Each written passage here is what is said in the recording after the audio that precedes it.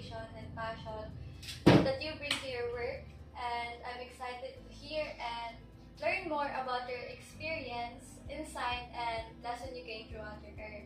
So this interview po will focus on your teaching journey and your thoughts on communication and challenges. Shall we begin?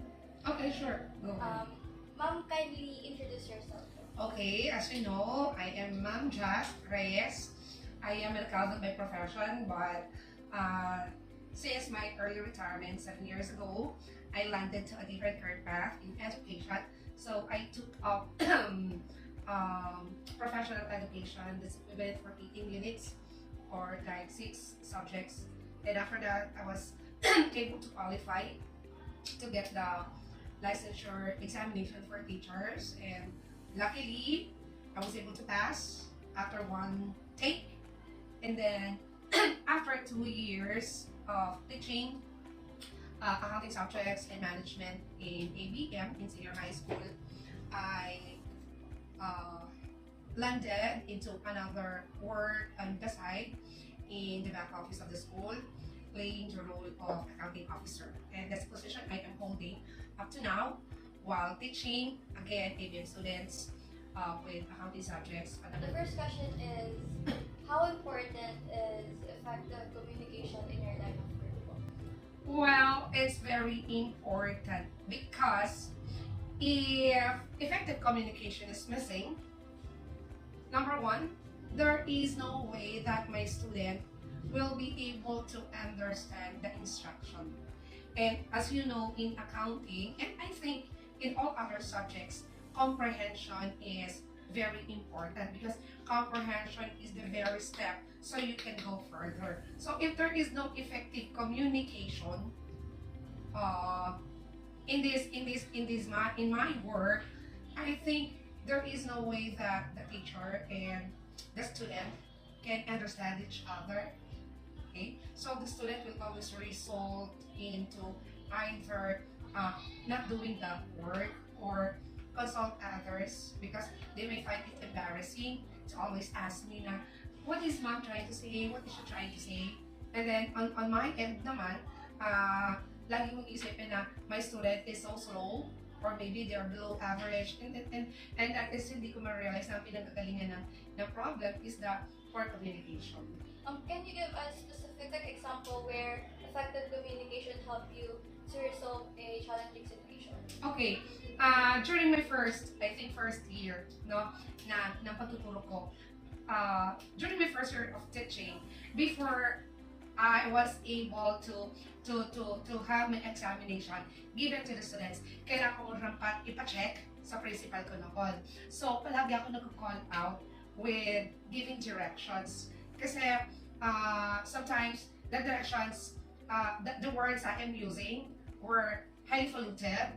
Siyempre, galing ako ng corporate world eh. So, medyo yung aking mga composition of sentences, maraming jargons, highfalutin words, and hindi siya applicable sa mga bata na ano. So, my principal made it a point that I effectively communicate with my students by number one, checking on my test paper, trying to see if I'm giving directions na brief, simple, and concise. Can you give an instance where effective communication significantly affected turnout of a job or a project? Okay. Noong ang mga students ko ay natutuon na support. I think when I was teaching entrepreneurship, no? Sa entrepreneurship kasi they have to come up with a business plan. Okay? Now, this business plan have to be accomplished in group and then staggered. Okay? Hindi siya one time. So, siya ay section by section. So, I designed a perfect communication process and style by way of giving them what they need to comply and when. And then during the completion first stage, each group will go to me, and then we are going to communicate each other. I'm going to critique it, then they're going to defend or justify their work, and I'm going to explain why this should be and why this should not be. No? So I realized that because of the process, the students were able to come up with a proper path in completing their business plan. No? Kasi without proper communication, they don't know how to go with it. And they're just going to abide you and follow you without really understanding ano yung gusto mong ipagawa and how do you want it be done.